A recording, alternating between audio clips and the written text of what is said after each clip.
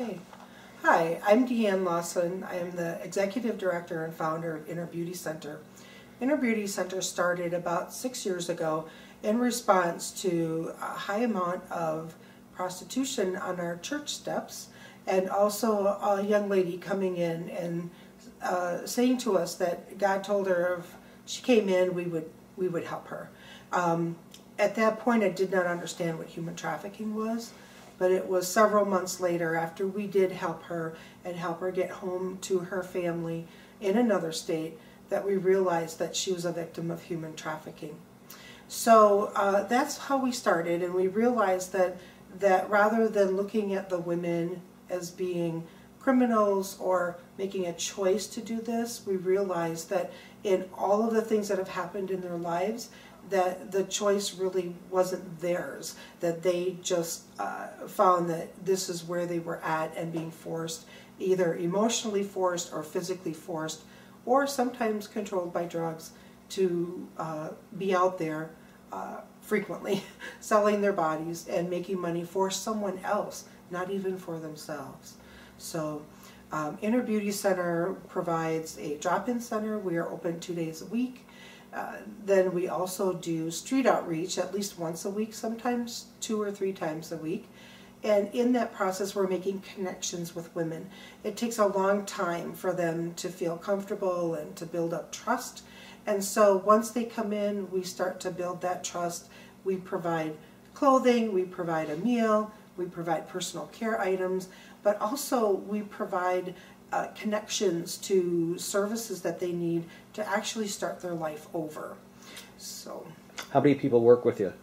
We have about, I want to say maybe 15 to 20 volunteers and that come, some on a weekly basis, some will volunteer once a month to do street outreach, and so we average about maybe 100 hours of service hours every month, sometimes 160, but our average is around 100 hours, volunteer hours each month. And where do your volunteers come from? All over. We have, we were founded in the Assemblies of God because that's the church that we were at when we started, but that is not our denomination. We are faith-based, and so we have people that come from Lutheran churches and Elmbrook type churches, and we also have a couple of retired nuns that volunteer with us. So we're not stuck to any one denomination. So as volunteers hear about us, they will fill out an application that is available online, or they will stop in and call, email, and then we do an interview process and background check, and then just get people involved wherever they need or want to be involved. About how many people on average do you see or take care of or deal with in some way at any one time? Okay, so in a month's time we have on average about 40 contacts that come into the drop-in center. Now that might be the same person 3 or 4 times, but in a 1 month period of time it averages about 40. Street outreach, it varies just depending on the weather and things that are going on. It could be as many as 30 or 40 contacts on the street in a month, and sometimes maybe 20. There's so many variables. Last year we had 98 women that came into our drop-in center and received services here. How do you usually handle the outreach or the outside contacts? They're very limited in time. We allow the woman to either initiate that contact or refuse it. So what we have learned with a woman who's out there who's being trafficked, that sometimes their trafficker is watching, and for them to talk to us puts her in danger and also puts us in danger. So we always give the woman the right of refusal. And so if we try to talk to her and she just goes the other way, or she says, I can't talk right now, we leave her alone for that night, and hopefully we'll have a chance to see her again in the future. We limit the amount of time that we spend talking to a woman because we know that if she is trafficked, at some point somebody is going to be driving by checking on her, and we don't want to interfere with the money because the pimps, the traffickers, it's all about the money. So we really limit that, and in the last 6 years, having those policies, having that approach to reaching out to the women has served us well, because we have not had any issues with anybody threatening us or coming after us. We've seen a few who've walked by or come up, and if they do, then we just politely move on, say, hey, nice talking to you, and we leave that area. So, but we've never been threatened by anybody. How much interaction do you have with the police? We are building relationships with the police. I do attend different meetings, like crime and safety meetings. I do also attend like District 2 meetings on like the community prosecution unit. And then also we have some connection with law enforcement in response to a Milwaukee Joint Human Trafficking Task Force, that it's a combination of service providers and law enforcement. And so we're building those relationships, and we do work together. The thing that's spurred on this discussion group for this festival, this event that I put together, was the movie Human Trafficking, which was made, I think, in 2006. It's now 2018. First of all, how accurate do you think that depiction was? I know it was a fiction film. And secondly, how much do you think things have changed over those 12, 14, 15 years? Well, I think human trafficking is pretty much the same. There are some variables, but it's been there all along. We just haven't been able to identify it. It's been hidden in plain sight. So, of course, when you're looking at something from Hollywood, there's always some liberty taken here and there. But the truth of the matter is that when a trafficker is grooming somebody who will be his victim, he will go to all sorts of lengths, because, especially with a young girl, because he knows that he can make far more money every month off of a teenager, off of a 14, 15, 16-year-old than what he can make off of a 25 or 30-year-old. So the target is really the younger population. And so you have different types of traffickers out there. Some have they have several employees, if I can put it that way, but they refer to it as their stable. And so they can have up to 10 women or more working for them, not necessarily all in one area, but in sometimes different states or different parts of the state. And then you can have a trafficker who's really like a boyfriend or a drug dealer, and they're just, say, hey, you need to pay this, we need to pay this bill, you need to go out there.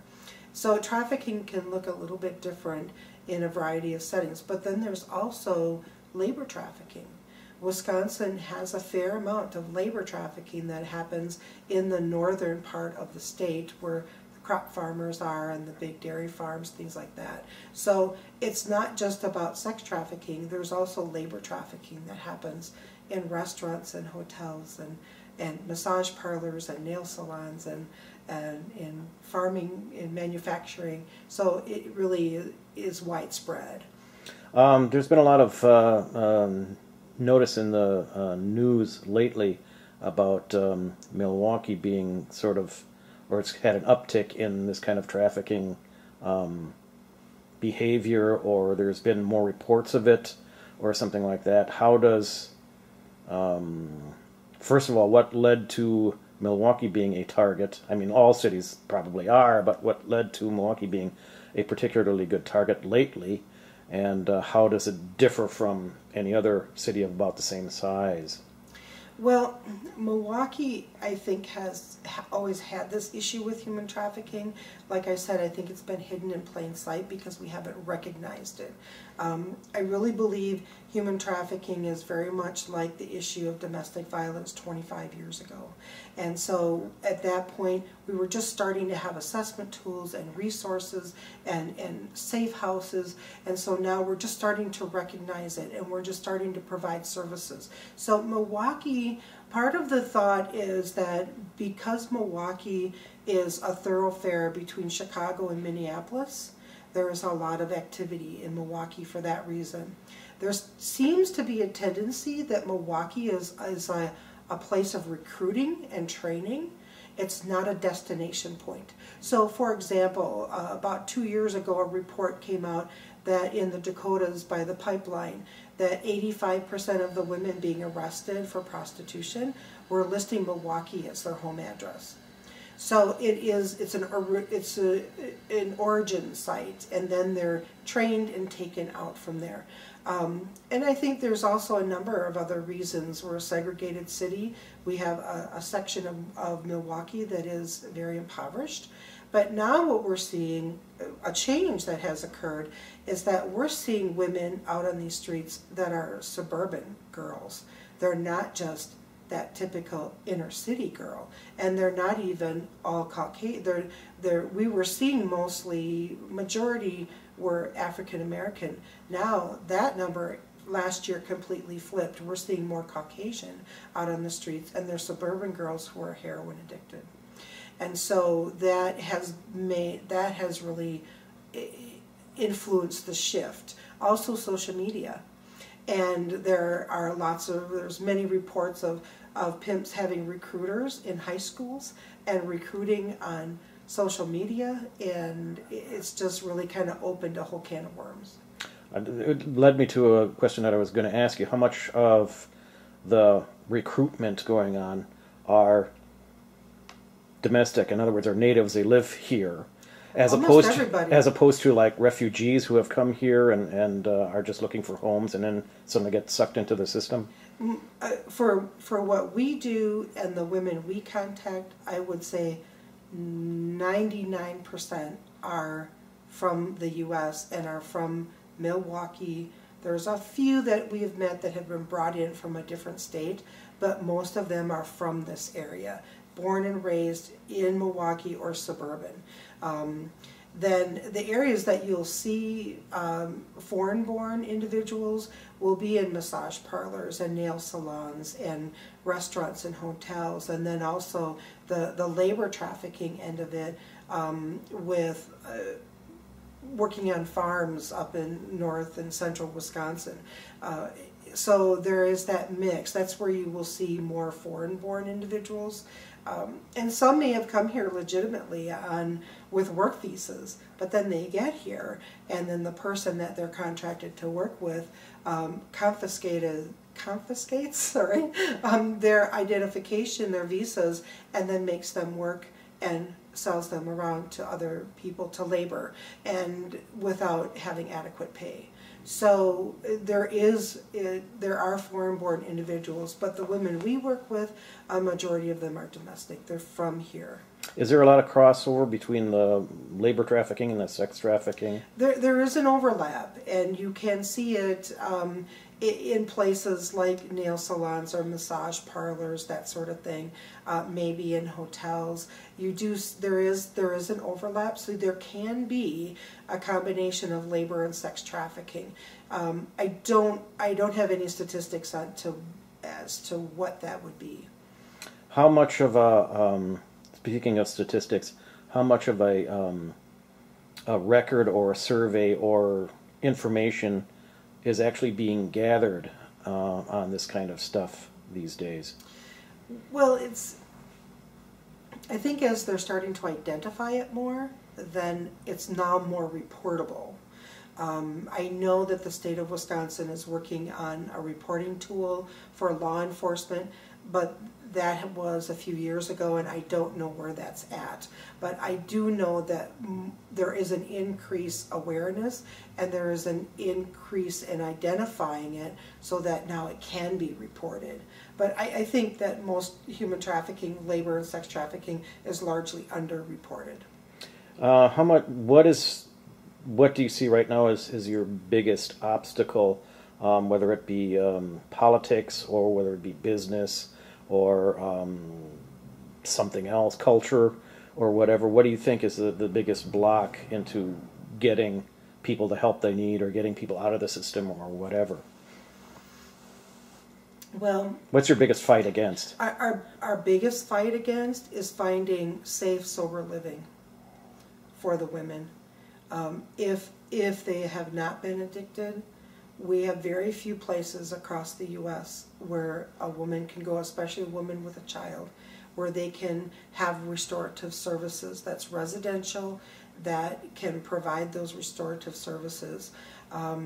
So that's like our number one biggest obstacle. And then when you add drug addiction in there, that next obstacle again, it's that safe, sober living programming that will not only deal with restoring the emotional damage and fixing that part of it, but also helping them deal with their drug addiction. So it really is, our biggest problem is we have somebody that wants to get out. Once they go through detox, where do they go? Do you work a lot with clinics, or do you find clinics receptive to what you're doing?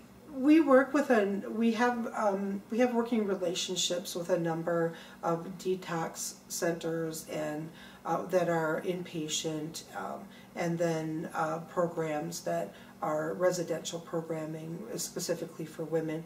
But again, they're pretty few here in Milwaukee. Pregnancy, how big of a issue is that for you to deal with? We've had a number of ladies who were pregnant and still out there working. Some were drug addicted, and I wouldn't say that we see it a lot, but it does occur. And so some of the women end up having abortions.